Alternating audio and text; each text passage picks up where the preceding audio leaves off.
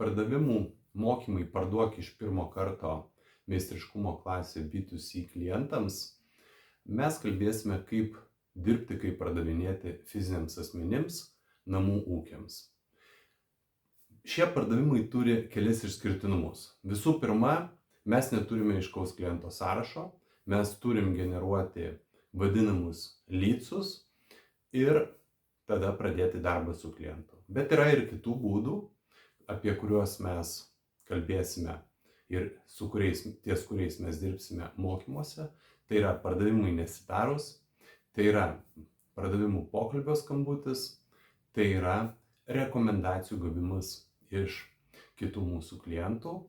Dar vienas skirtumas tarp pardavimų verslas verslui yra sprendimo priėmimo piramidė. Apie ją mes taip pat kalbėsim, bei apie klientų pažinimą. Čia mes turėsime gan aiškius klientų tipus. Pagal DISC metodologiją mes pakalbėsime, kaip juos atpažinti. Aš esu sertifikuotas treneris nuo 2015 metų, jau 10 metų. Ir be to turėsime dar ir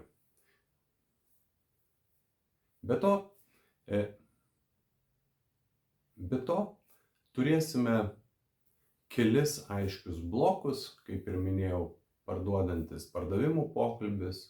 Mums greitai reikia sukurti pasitikėjimą prieš kliento akyse.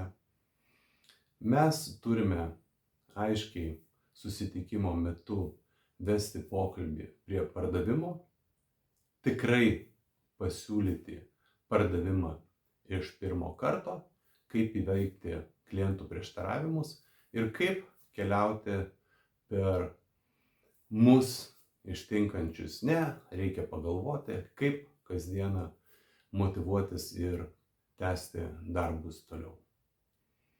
Junkis, parduok iš pirmo karto ir didink savo pajamas.